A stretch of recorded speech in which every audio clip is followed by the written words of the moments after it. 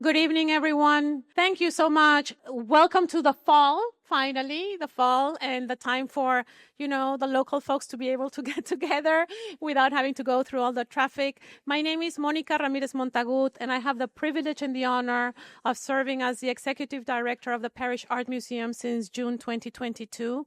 Today is a very special evening. I am delighted to welcome everyone and to thank the James Howell Foundation for this tremendous opportunity of introducing James Howell. James Howell has had several introductions in the art world, but I think one that's not as robust and as detailed and as nuanced as the one we are presenting to you all today. I just want to acknowledge that several of you have said, I feel terrible that I didn't know who James Howell was until today. That is okay, because that is exactly what we're doing. Thank you, Laura. Thank you, Joy. Thank you, James Howell Foundation.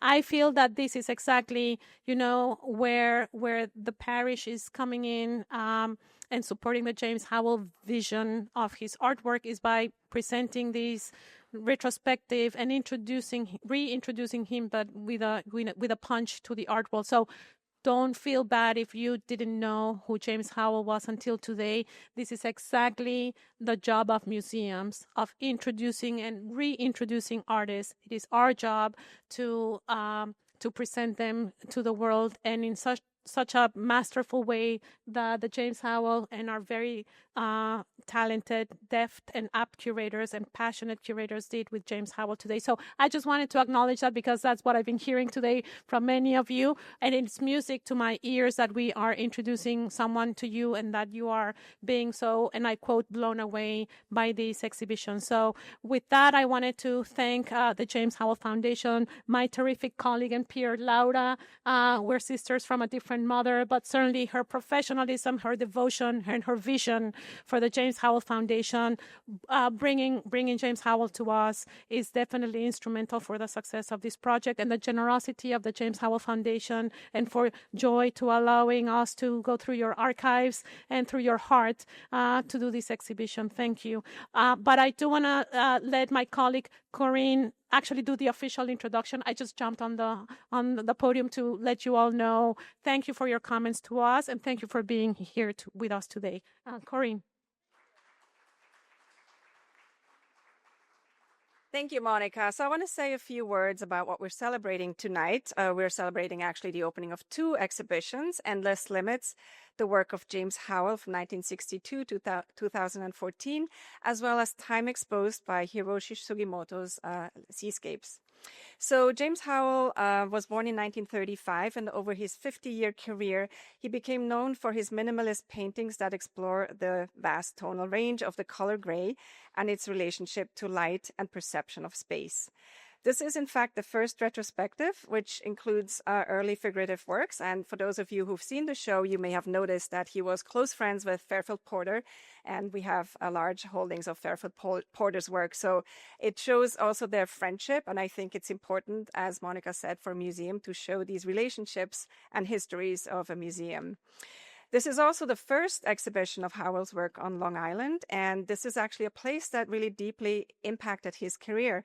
Between 2006 and until his death in 2014, he worked out of his studio in Montauk, where the ever-changing nature of the elements, the fog, water, and light, provided always fresh inspiration for his fascination with the seemingly infinite arrays of gray.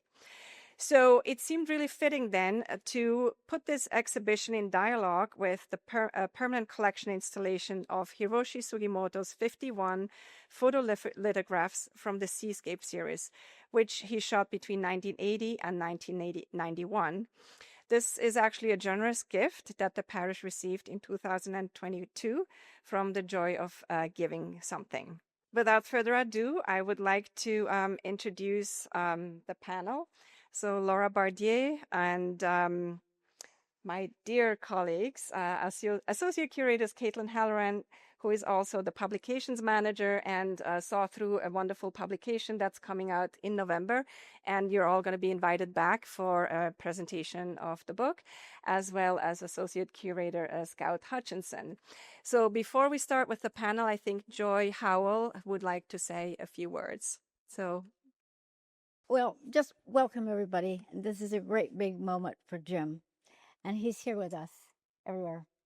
And I just can't thank everybody enough. Laura, the parish, all you great people. Let's see, Corinne and Scout and Kaitlin. Now, these people were so darling and such good sports to trek out to this Jim storage and paw through and find these treasures that I have not even seen.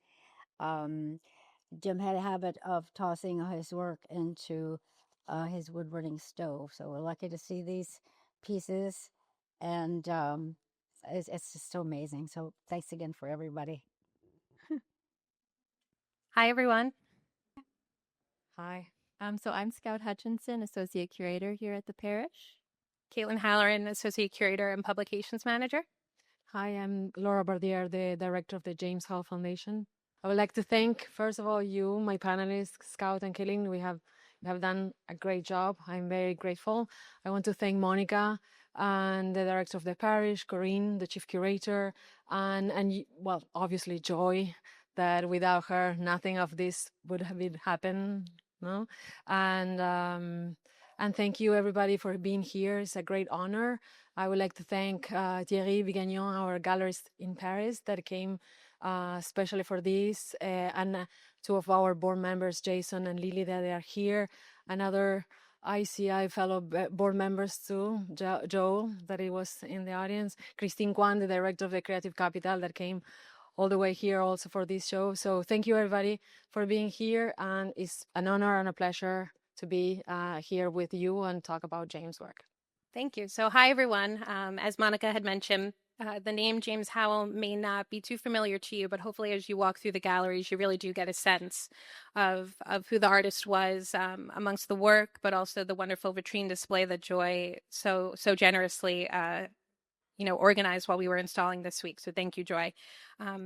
For you to get a sense really of who the artist was. And I think to start, maybe Laura can say a few words just about who he was. And then as we kind of go through the presentation, it'll so forth kind of be an explanation of the exhibition that Scout and I organized. Yes, well, James was born in Kansas City. So he studied at Stanford. He studied literature and architecture. He first studied literature and then he went back to study architecture.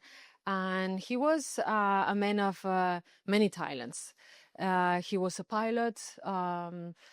He was a designer of boats. He was a painter. He did many things, and he had the luxury to work independently from the market and the trends. So he dedicated his life to his work, and for many years he lived in San Juan Island in Washington State, in front of the lakes. And that is where actually he met Joy. At a certain point in the 90s, they were bi-coastal. They were like West Coast, like Venice, California, and then New York. And then at a certain point, like in the 1995, they moved to New York, definitely. And because they needed that contact with nature, at a certain point, they acquired this house in Montauk, sorry. So yes, this is a little bit about who he was.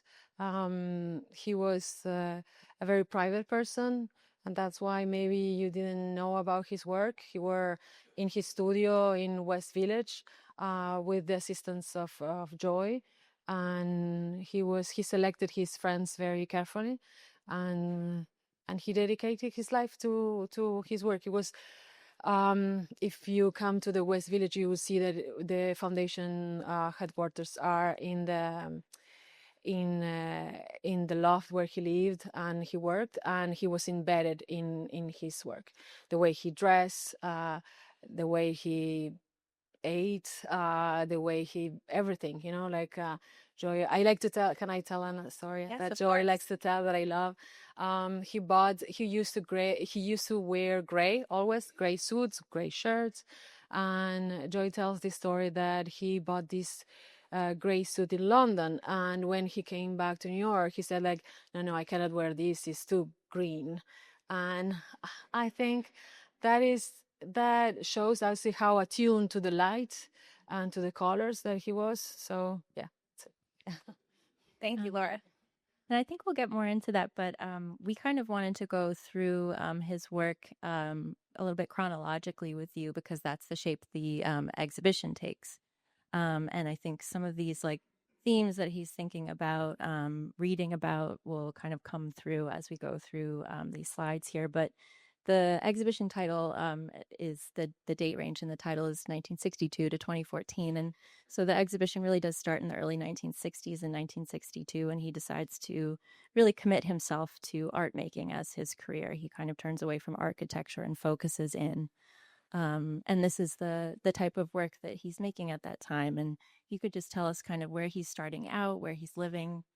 Well, at this time he's living in Bainbridge Island and Port Blake residence actually. And he was painting nature. He was very connected with nature. In fact, this is most of the information that I get is mostly for Joy and the people that meet him, because he didn't left many writings. Actually, what he left is mostly numbers and equations and graphs. So we have to decipher that.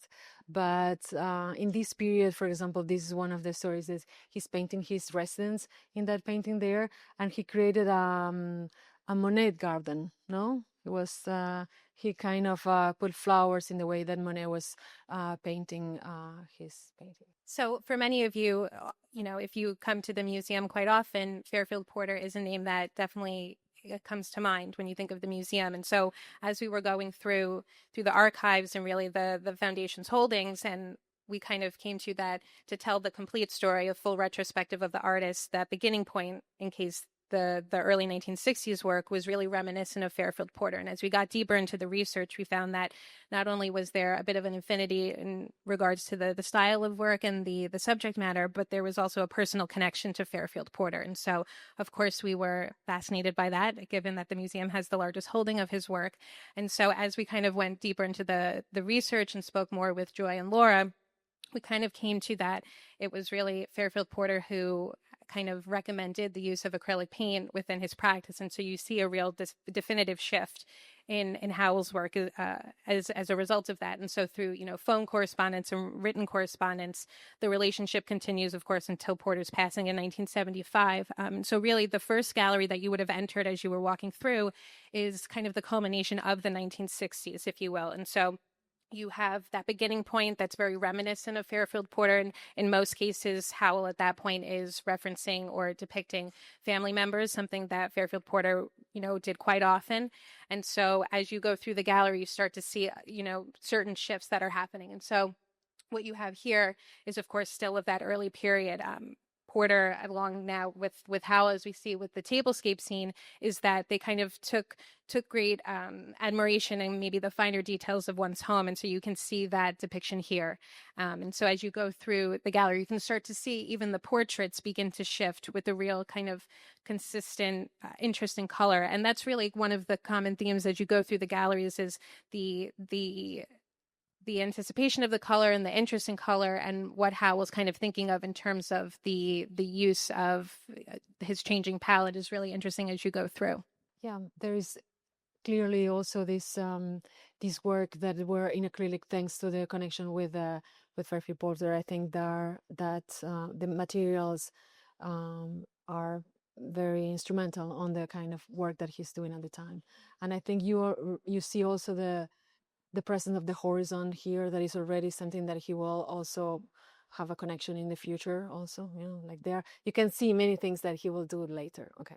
There's a really beautiful quote that you included, Kaitlin, in the galleries about this body of work, the Boxcar series, where he's experimenting with minimalism and starting to work more in pure abstraction. But he's realizing, he says something to the effect of the margins of these paintings were what really attracted him. And he could sense that within the margins was where he wanted to be working, and in those very small spaces that between forms, I guess you would say, and expanding on that through the rest of his career. Exactly. And by this point, this is, towards the latter part of the decade. And so you can see that the use of color is different. There's still a vibrancy to the palette. And what you really do do get a sense of, hopefully as you're going through the galleries, you can see that there's these there are shifts that are happening even within this time span of a decade. So by 1969, Howell, after his, more traditional schooling, had decided that he wanted to go and study at the Art Students League. And so rather than the New York post, he was out in the Woodstock post that they had in 1969. And while he was there, he studied with Walter Plate and Richard Mayhew. And so he's really getting a changing style. And it's really interesting because in the writings that we do have of him during this period, he definitely talks about, he's aware of the sense of his style changing and kind of leaving figuration and really leaning into abstraction. And so by the time you get to the Boxcar series and the Flag series, which is the more red kind of tonal painting that you have in that gallery, you can see that he's leaving what he had in the early 1960s and going into a very different style. And it's something that, as you read kind of his writings, it's really interesting to see how aware he was of that. And he did note that it's about until 1973 that he's still working in figuration. It's maybe not the most consistent style that he's working in, but it is something that he continues. So he's kind of both in that, both representational and non-representational style. And it's really interesting because when you think of the place that he's working and you think of other maybe West Coast painters of the time, he's definitely looking towards, as we were talking throughout this whole process and as Joy has noted, Richard Diebenkorn. And there's a really interesting Life magazine article of 1962 where they're talking about, the East Coast painters versus the West Coast painters, and how there is a very definitive style to both. And that's really the essence of the portraits that you see. It's of that moment. And I think the choice to remain on the West Coast is something I'd like to ask you about, Laura, too, in terms of, because he would go back to New York and make trips to the East Coast, visit artists in Washington, D.C. as well, but he felt a strong affinity for working on the Northwest Coast. Yeah, I think at a certain point he wanted to have more contact with the art world, and he realized not so many people were able or willing to go to the island where he was living. So he decided with Joy, to move to New York to have more, not only to meet with more people, but also, having the opportunity to see more shows, exhibitions, and be more knowledgeable about the things that they were going on. It's mostly that interest, I think. It's an interesting note because the year of this painting, the Port Blakely series, it was 1976, and he, very well known, he takes a trip across the country to New York, and really because he wanted to go see what was happening. And so he goes to MoMA, and he talks about seeing works by Jackson Pollock and Joan Mitchell. And there's particularly one of the works on paper in that second gallery that you'll walk into where he speaks specifically about the relationship of seeing one of Pollock's works of this period and kind of him trying to make sense of it in his own style. Yeah. I mean, isn't it in 1980 or thereabouts where he very briefly purchases a plot of land that's next to the Pollock-Krasner house? Yes. Yeah. But he decides very quickly that he doesn't necessarily want to live in the shadow of his heroes. He wants to kind of make his own path and redirects his course to finding a place to make a studio and residence off the coast of Seattle. Yeah, he was very aware of what his peers were doing at the time, and he will go and he will sometimes even buy some pieces of artwork, look at them, study them, and then resell them or something like that. Or he will go, not only museums, but also, for example, he was very interested in I don't know, Stonehenge, so he will go see stones in England, or he will take trips of research in different aspects where he was interested. So he's still he's working through the Port Blakely series from 1976 up until 1980, but it really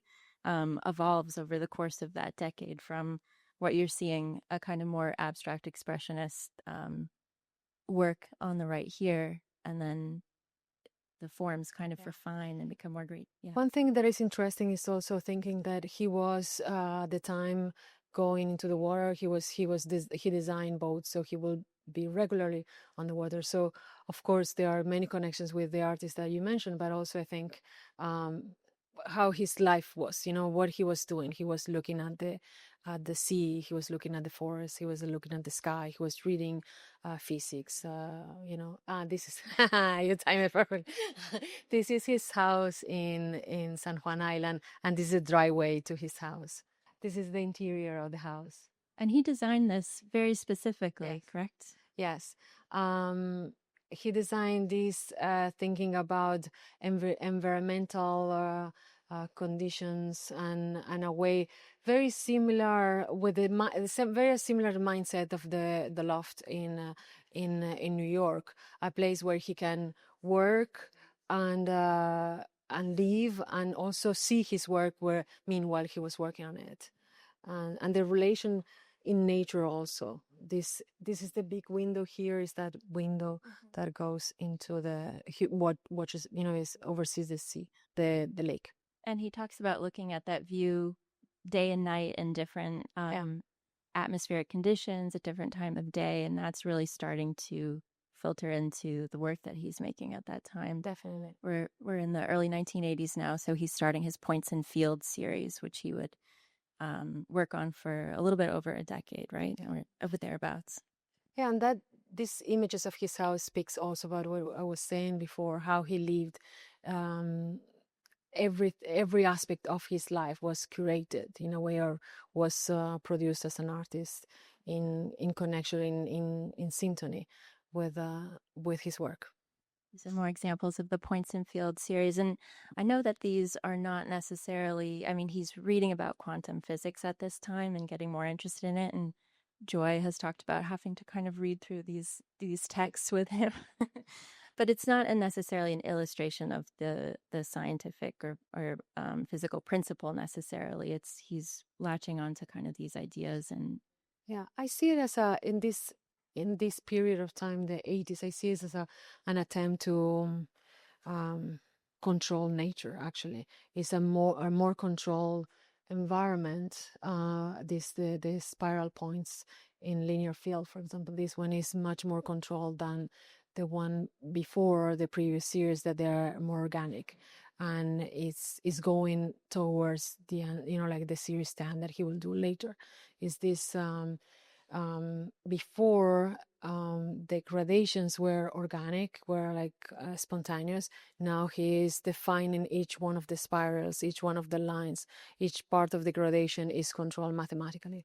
So this is how he starts the process in this time. Each one of these creating the gradation of this point in the field is he will calculate how much paint he needed to put in each one of these lines in the gradation, to kind of get that more subtle change. Yes, like as you say, very controlled. And then here, so I think we all really love this photograph of James in his San Juan Island studio.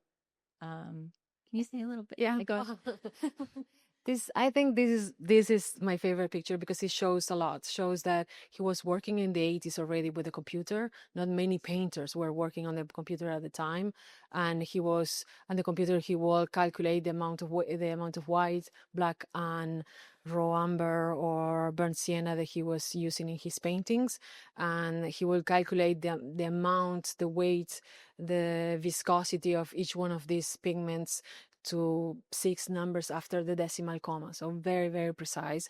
He will have there, you see the viscosimeter, you see also the mix, like the mixers, yes, and then the pots where he will work, and the scaffold that he designed to paint his work specifically for his job. And then you see also the walls where he will exhibit his works for himself mostly. But I think he has the whole process there. And the sofa, though, assume he will rest.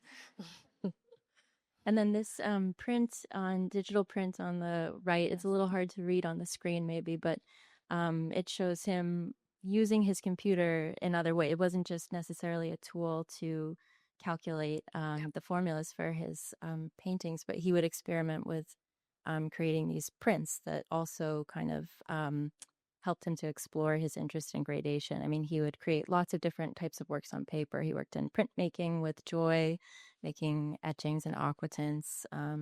He would do ink and graphite drawings, just all these different ways of doing value studies that I find really interesting, and that he then latched onto it with the computer as well. Yeah, I often say that the works and papers are more experimental within the limits of his experimentation, obviously.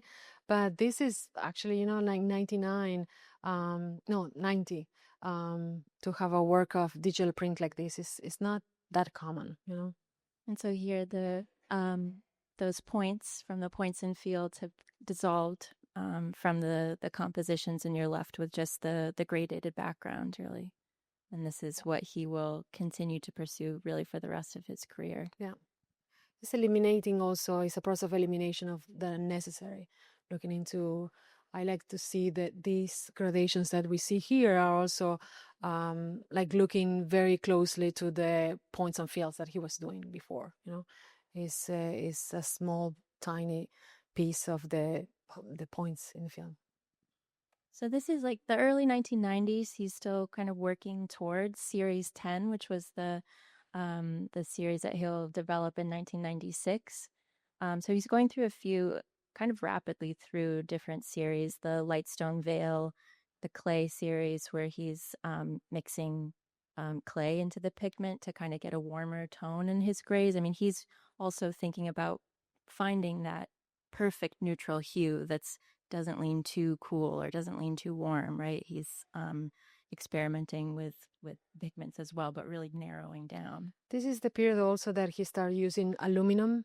It's something that he liked, the idea of having a painting as close as possible of the wall without being a painting on the wall. So I think the medium of the acrylic, we have a couple of acrylic, yes, on the aluminum that I think they are beautiful because they are also very delicate and it's very difficult to move.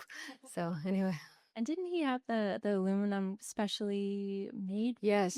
Well, that is, because he was a pilot, he knew people in the airplane industry, and so at the beginning he started using paint. He will do like a first covers, like a cover of the painting first with paint for airplanes, and so the acrylic will attach to the support. And now we're in New York. Yeah. So this is the studio that he worked with an architect to. Yes, this is the studio in the West Village, the James Howell Foundation, and is where he lived with Joy. And it was designed with Deborah Burke, that is one of our board members and Dean of the Faculty of Architecture right now. This is also the same areas of work that he had in San Juan. He reproduced these same areas, like the lab is in the back there. You don't see it where too much. And here, yes, here. This is the studio where he will measure and mix the paint, and then the scaffold and where he will paint. And then there are like long tables where he will prepare this, the canvases and the boxes and the crates. But architecture really remained with him throughout his life, even though he studied and he didn't continue with the practice, but he was always very closely involved in the design of his homes and living spaces. Yes, absolutely. I think that's also an important note.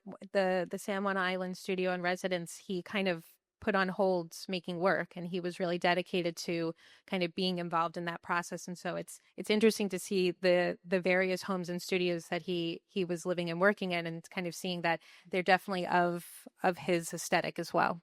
Yeah. And the light and shadow being so important to his practice and perception of space being so important, it makes sense that he would find it necessary to create a space for himself to work in that really supported him working that way. At this time, and this is the photograph you're going to show later, is where also he acquires this house in Montauk, and these are images of. I don't have one of the house itself, but this is a picture of he took from the snow, from the veranda, and this is him at the beach. So the video that you'll see in the Spine Gallery has footage, of course, of the studio and residence on Perry Street, but also of the Montauk home. Joy was very generous, inviting us to see the home and studio, and so you do get a sense of the two places that he was working in, and kind of the the overall, again, aesthetic that he was creating, obviously being very involved in the studio space and the Montauk residence as well. And you can see how important you were mentioning earlier today, Laura, how the studio in Montauk allowed him to have that foot in nature, so that when he was in San Juan Island and Bainbridge Island, he was right there. And when he's in New York City, he kind of needs to have this access to the water and that landscape. Yeah, definitely. The context, the environment where he was living and working is absolutely essential. So I think we're moving into kind of the process here, and if we can get into the mathematics and the equations, which you speak so wonderfully about, Laura. But here we're kind of seeing an overview of his desk. Yeah. And yeah. Well, we can see here the white, the umber and the black that he was using. And here we see how he will first calculate the amount of each one of these colors in that goes through the painting to create the progression, and how he will first calculate on the computer, and then he will measure this object. There is the viscosimeter. He needs to verify that the black and the three colors, the three pigments they have the same viscosity, so they mix correctly and they create a smooth gradation. This is him behind you, Laura. Sorry. He's working on the calculations, like very carefully going through each line and kind of mapping it out before he even approaches the canvas. Well, this is one of the formulas for the curve to define the color in the white in particular, how the white will decrease through the painting from top to bottom. And these are the pots that he used. He will every work from the 1996 until 2014 when he died, that is the body of work that he titled Series 10, is a gradation that is composed with 29 or 28 lines or bands that he will call lines. And each one of these lines is a combination of the three colors that change not in a linear way, but in a parabola. Like the white will decrease slowly and then will rapidly decrease, and the black will slowly increase, and the third color. Yes, this is the calculations that I was talking before. The precision is insane. This is how he would document them, right? Yes. After he made them, this is kind of... For each one of the formulas, he will create or sets that he calls, in this case, is set 89.63. Yes, 89.63. So for each one of these sets, there is one formula, an amount of white, black, and raw umber for each one of these 28 lines or bands. And he will create several pieces within this, using this formula. In this case, he created one piece, 6 acrylic on 6 by 6 by 6, 66 by 66, 40 by 40, 10 by 10, and 15.5, 15 by 15.5.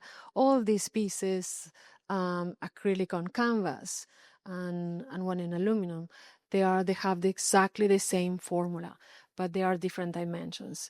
And he did that, I don't know. Well, it's mostly just to understand how the gradation will change and how the perception of that gradation will change for the viewer. And this is another representation. Here is how the white decreases in the painting, the black increases, is the area, what he called areas, and the raw umber will keep more or less the same, maintain through the gradation. Both from set 48.17, both 22 by 22 inches, but you can kind of get a sense for the variation even within that kind of strict limitation he set for himself. The amount of lines. Yeah, 4817 was a big number, a very important number. He was always for the search for the neutral gray. What is like not too light, not too dark, not too pink, not too green, not too blue, not too yellow. And the 4817 is a I think is one of his favorite numbers and colors, because he did many pieces, like at least I don't know, we count like 40 pieces that they are with this formula, and he will do like very little variations within the gradation. So it's yes, it's interesting to see the context. I would like to show first the other one. Yeah. Yes, it's not very clear here, but I think this is amazing formula. This is something that he starts in the 90s, in 1996, and he continued changing through the years until he died. And he will put all the pieces in this graph. So when he was starting this body of work, he thinks about something that is endless, and he could have continued this project forever, you know. So, and each one of the pieces, they belong to a bigger gradation. And I think that makes it even more interesting. I think there's also something you pointed out to us when we visited the studio once, where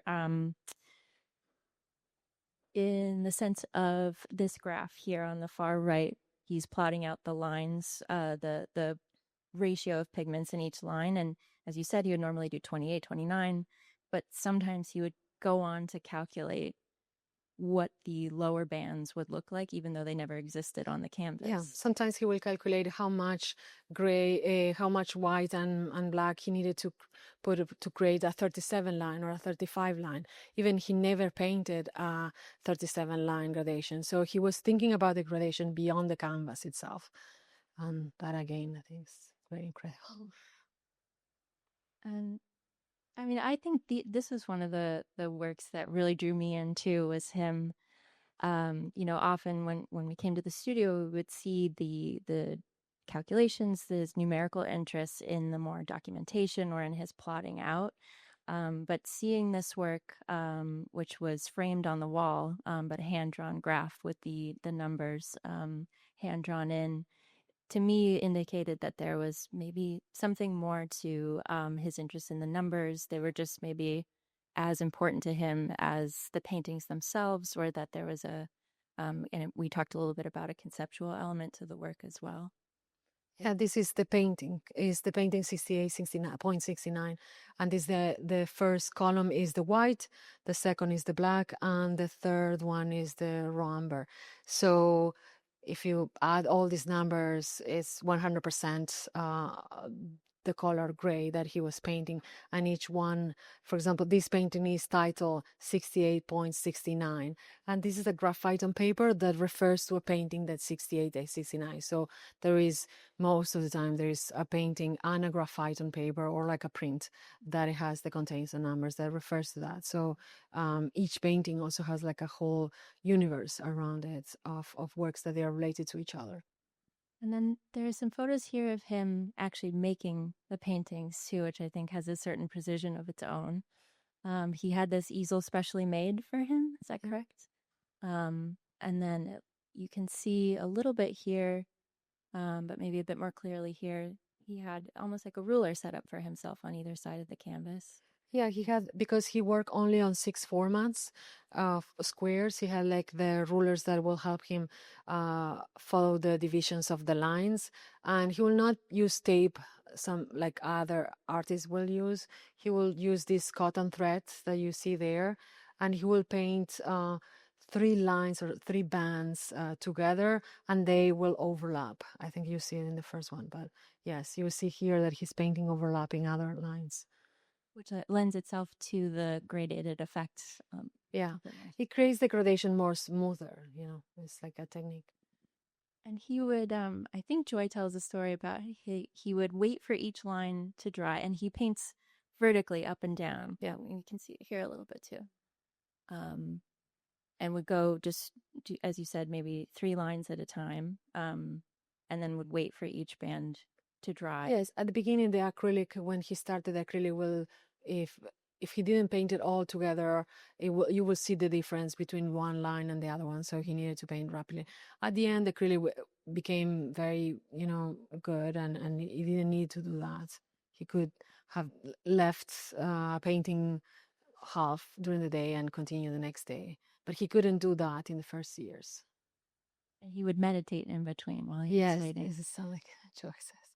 So I think we just wanted to show a few more photos of the studio because, as I think you pointed out before, Laura, there's a really nice harmony between the architecture of the studio space and the architecture of the parish as well. And his work really sings in both spaces. So by the time of the close of the Howell exhibition, as you go through and your final kind of experience with Howell's work is Series 10, which Scout and Laura just went over, you come into a gallery that has about 41 of Sugimoto's seascapes. And so as Corinne had mentioned, this was an acquisition that we received in 2022. And it was it came to mind at first when we were most familiar, of course, with Series 10 of it, they may be a nice complement for one another. And as again, we kind of went further into the research and through more conversations and some photographs that Joy had showed us, we learned that he was also, admired the work of Hiroshi Sugimoto. And so the complement to one another, of course, then grew from that. And so we're really happy to have the Sugimoto prints that kind of follow the Howell exhibition, but to see them kind of in harmony with one another. And so Howell, as we were going through, had once said that he thought of his work as a Sugimoto, a seascape, on a cloudy day without a horizon line. And so as you kind of experience the work of Sugimoto and you look out into the spine, there's actually this work here that one of Howell's prints to kind of give reference, of course, to the maybe a similar process, but also the essence of their appreciation for nature. And so the Sugimoto prints that you'll see range from 1980 to 1991, with the first print, of course, being of the Caribbean Sea that really began the time exposed portfolio, which is on view.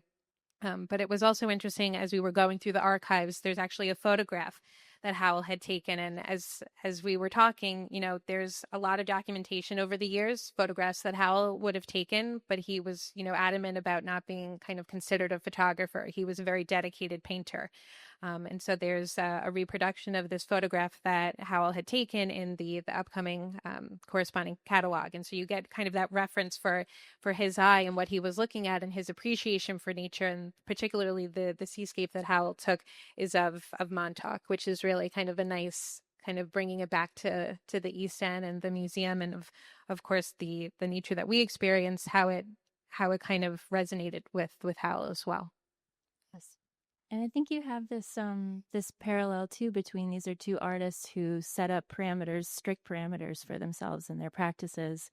Sugimoto really training his lens just on the horizon line, but within that focus, he found really an infinite array of atmospheric conditions, time of day that change the image in wildly different ways. And it's a similar kind of drive in Howell's work as well. The idea of the title, Endless Limits. He set up the system for himself and adhered to it, the three colors that he worked with, but within that he felt a sense of infinite possibility. Do we want to open it up to questions from the audience if there are? At some point you mentioned that he invented how many types of grays? Yes, we calculated that we created around 12,000 grays, different grays. Yeah. And each one of these is one. You saw one of the pictures of the fridge in his studio. He will do like a little pot for each one of these grays. So yeah, 12,000. That's For comments or so the photos of the studio, we see that where the issue going from the source of light from the window. Yes. And all that was very important. Yes, the installation obviously is always very important for the pieces. There is here in the gallery, you have like one of the progressions that he called, but he tells the progressions is like the pieces that they're polyptych works. They have like 4 or 6 canvases, and they are always installed thinking about where the source of light is, like, or if it's from the sky, the top to the bottom, or if the window is at the left, they will go from left to right. So I have a few questions. Yeah. So did Harris start with oil? He started with oil at the beginning, like the first figurative pieces at the beginning are with oil. But when he started this conversation with Fairfield Porter. Fairfield told him like the acrylic is the future. So he started with acrylic. And did he only use those 3 colors, the umber, black, and white, or did he use complements? Because you can get beautiful grays mixing complements. Yeah, well, he attempted several different. First of all, until the 80s, he will use other colors. You see in the first two rooms in the exhibition that he used many other colors. From the 80s, he will start using only white, black, titanium white, black ivory, and sometimes raw umber or burnt sienna. And he tried different things in the 80s, at the beginning of the 90s, but then he decided on these three colors because it was like the neutral gray that he was looking for. And then one last question. So this brings to mind Clifford Still, Yeah, of course. who didn't want his work shown except on his own terms. Was he in any way influenced by Yes. that kind of thinking? Oh, he was. Yeah. He was looking at Clifford Still too. This is one like the in the 80s. There are some paintings here that they are part of his references. Yes, of course. Great, thank you. Yeah. Did he have gallery shows? He had the beginning of his career when he was in the West Coast. He has several galleries in the 70s, 80s. But then when he moved to New York, mostly he worked with a gallery in Basel. He has a very interesting production of works on paper. So at a certain point he met Wim Kramaski, that he was a very well-known collector of paper, that introduces him to the Von Bartha Gallery in Basel. So he worked in Basel many years. So actually his biggest collectors are in Germany, Switzerland, yes. But now we are represented with a gallery in Paris, so we will see. Yes. Charlotte Jackson also in Santa Fe. Is there one definitive point in his life that he changed over to the gray? It seems that the Woodstock experience for him was a big one, and he did a lot of experimentation with white and other things in the 80s. But do you have any records of where he exactly goes from one point to this very mathematical precision of the exploration of gray? I think for him, the definitive point is February 1996, when he starts the Series 10. Is kind of when he decides this is it. This is what I'm going to do. This is my voice. This is what I was supposed to do. Before that, he experimented with the gray, but for example, the clay series or the light veil are what he will call like too pink or too yellow, or I mean, it's very subtle, obviously, but 1996 is when he starts Series 10. That is the point in his career, definitely. Well, there is another question there, and after. It's actually two questions. One of them is about some of his titles, which are sometimes very precise or give some kind of recipe, if you can explain those titles to us. And also early pieces we saw were made of pastel, which is quite uncommon and a very fragile, beautiful technique. And so I was wondering if he had mentioned anything about the use of pastel, which is not very common, but very interesting, I will say. So the pastel works are in the second gallery of the exhibition. It's also during the kind of correlate or overlap during a time when he's very heavily involved with the building of the studio. They're noticeably much smaller scale. From what we've read and kind of as we went through the exhibition and planning the exhibition, you can tell that there's a consistent kind of need for experimentation, and probably looking at more of that. They are the more atmospheric works, have a bit more of that quality to them. And so what I would assume is that there's a little bit of experimentation going on with a different type of medium for those. Right, that allowed for smooth gradation. I think that's what he's working towards in this period. He hasn't reached the mathematical equations yet, and so I could imagine the kind of looseness of the pastel material could lend itself to that, but I'm not positive. Yeah, no, it's true. But he will do pastels even later. In the works on paper, he experiments with different techniques. It is, as you mentioned before, graphite, charcoal, prints, pastel, aqua tint. He does also aquarella, watercolor. So he tries ink. in the works on paper, even through, I think, since the 80s, he started trying different things. Yes. It's also really interesting because the pastel on paper pieces, they're of the Port Blakely series. And so when that gallery starts, you see the large yellow canvas, the most abstract expressionist work that we have in the exhibition. And as you go through the series, you can see the evolution of that for him as well. So it's kind of interesting that that's kind of in a way, a landing point of the series. And then ultimately what comes right after that is the Points and Fields series, which you can see the visual correlation there.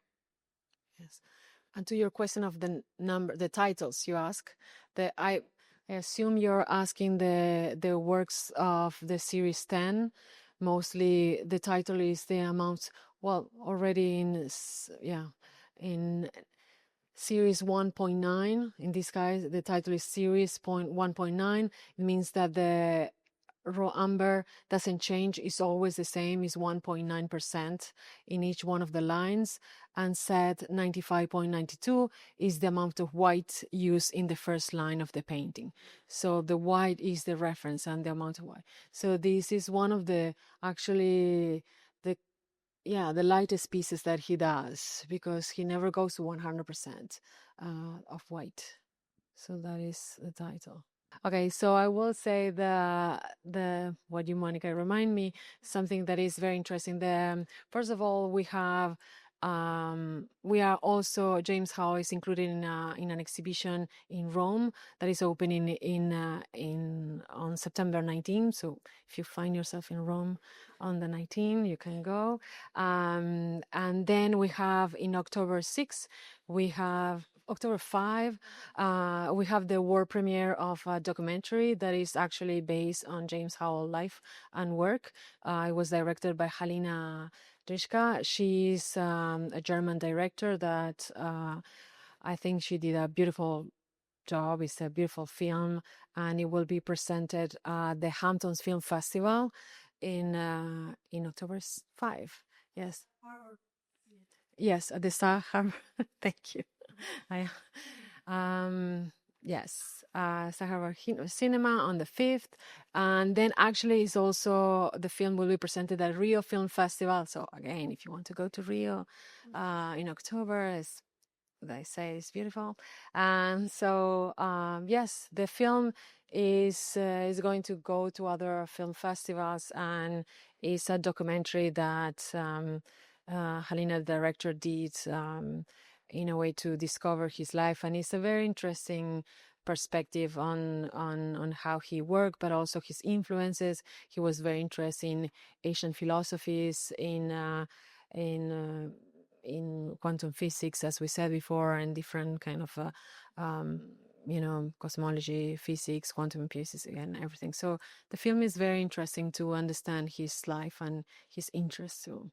And also, I think it's interesting to understand how some artists become more famous in life and others don't. And I think it's a good film. Yes. Thank you. I think, Scott, and I just want to say thank you to everybody for joining us tonight and kind of experiencing the first kind of the first experience, your experience or our experience as well, of putting together the work of James Howell, Laura, Joy, and the entire board of the Foundation for trusting the museum and presenting the wide range of work, and also Monica and Corinne. And a big shout out to the museum's installation team, Registrar Michelle Heinrici, and preparators Kevin Stapp, Robin Klopfer, Pierre Cote, and Lisa Weston and Nikki Martino, who really did a phenomenal job here. So thank you, everyone. Oh,